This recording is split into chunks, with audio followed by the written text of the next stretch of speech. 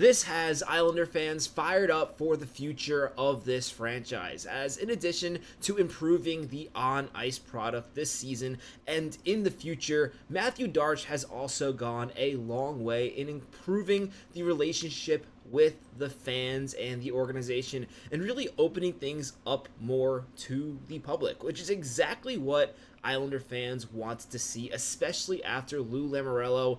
You really weren't complaining too much about how Lou Lamoriello did business. You were criticizing it, but you weren't too annoyed at it when the Islanders were winning.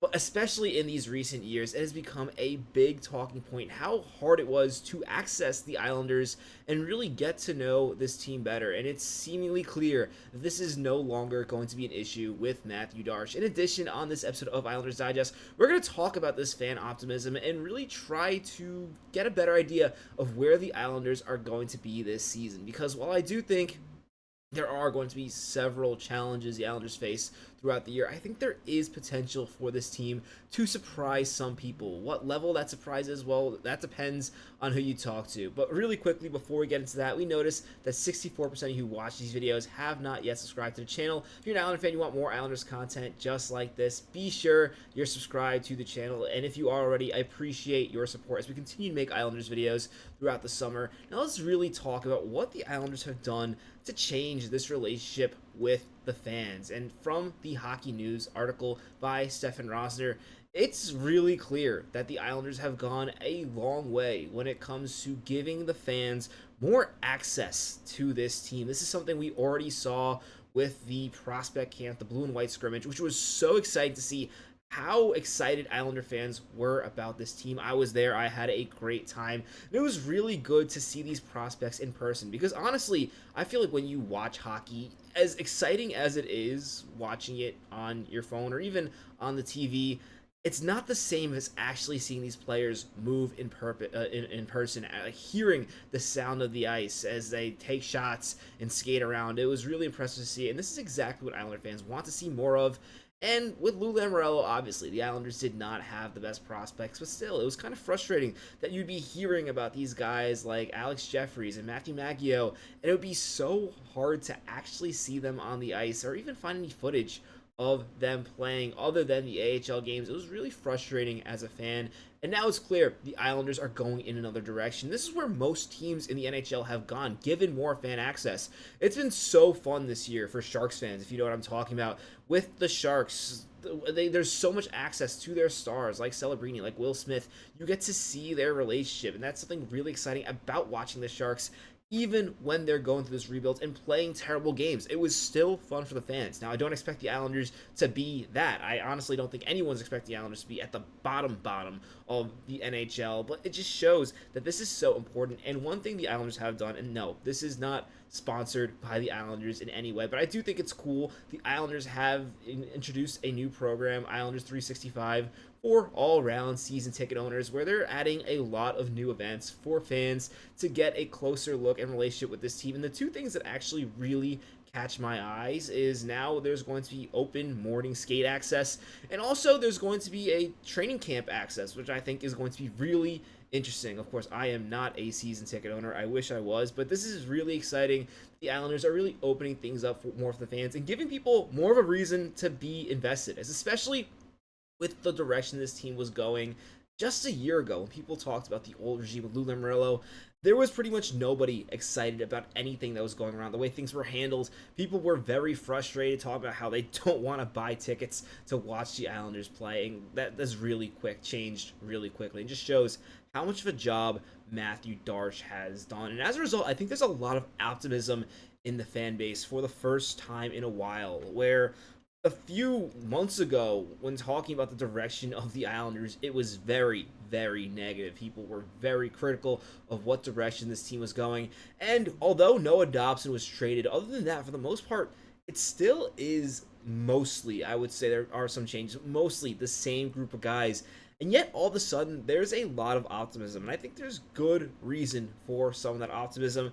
There's some talk. This is one article from Eyes and Isles talking about how the Islanders might be the next surprise team. Every year, we have surprise teams where they don't look like they're going to be the best team in the NHL or really make the playoffs, and then they have a really good season. I think one of the examples of this season was, of course, the Montreal Canadiens, and then you had the St. Louis Blues, who I think surprised some people. I was actually pretty impressed with the St. Louis Blues before the season, but I definitely thought the Montreal Canadiens were going to be one of the bottom feeder teams in the league, and they stepped up, really beating the Islanders out for a large part of the season for a wild card spot. And this year, perhaps it is the Islanders' turn to take a chance. I think a lot of Islander fans do have some optimism that this team can be a surprise team.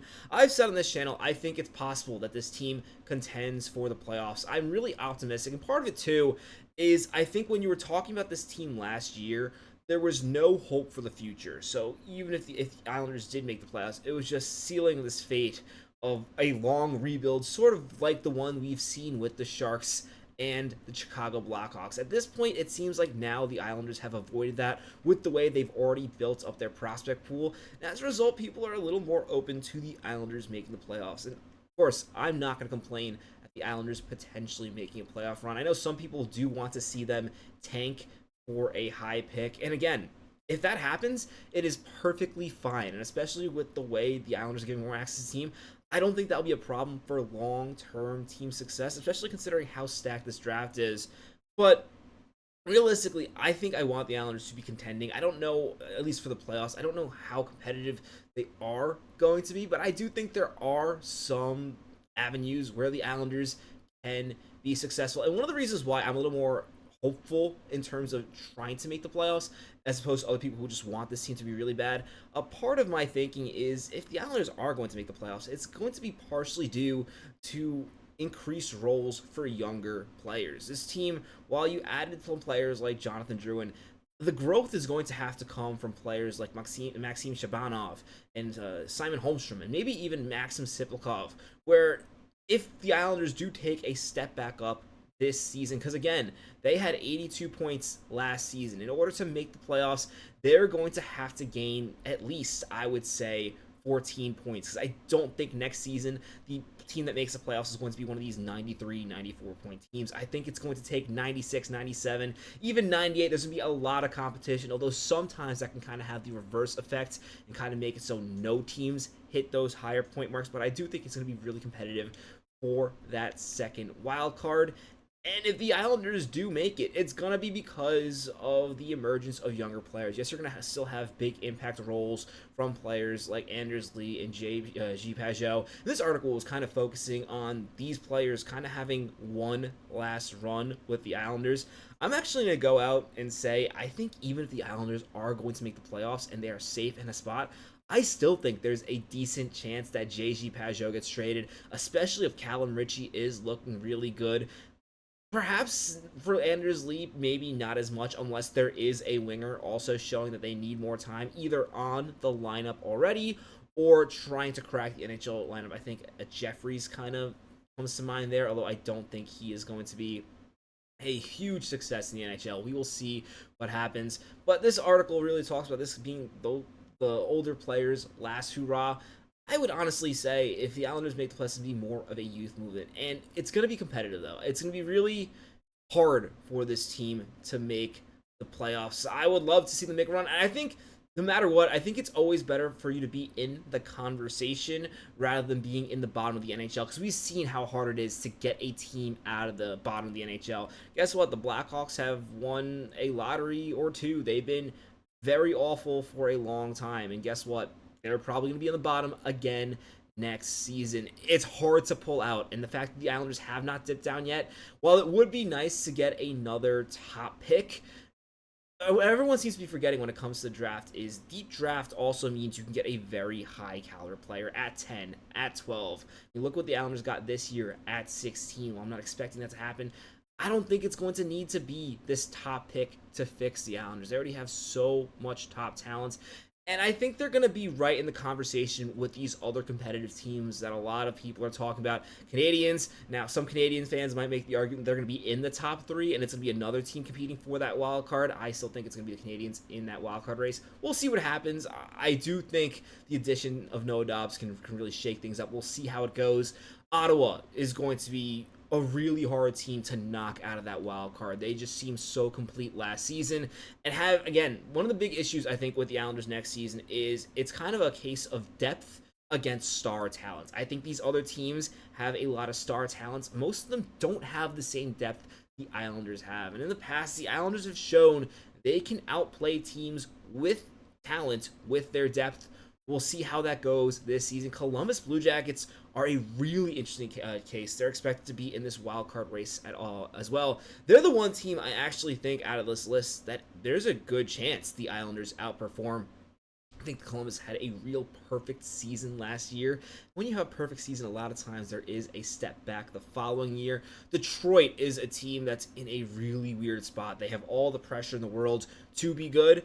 I don't think they are going to be good. I think they might be just a bit better than the Islanders, but I can actually also see the Islanders really passing both those teams. Now, the Rangers are the last team mentioned in this list of teams that are going to likely be competing for that wild card. And I'm actually also going to add a team like the Buffalo Sabres. You might call me crazy for thinking the Buffalo Sabres are going to be more competitive next season, considering this team is always a complete mess. I think at some point those young players are going to show some development. And while I'm not saying the Sabres are going to make the playoffs, I can see them also being in this race and giving the Islanders more of a difficult time as they try to climb up these teams and make the playoffs. Maybe even throw the Bruins in there, although I think the Bruins are an absolute wreck. But the last team you got to talk about, of course, is the Rangers.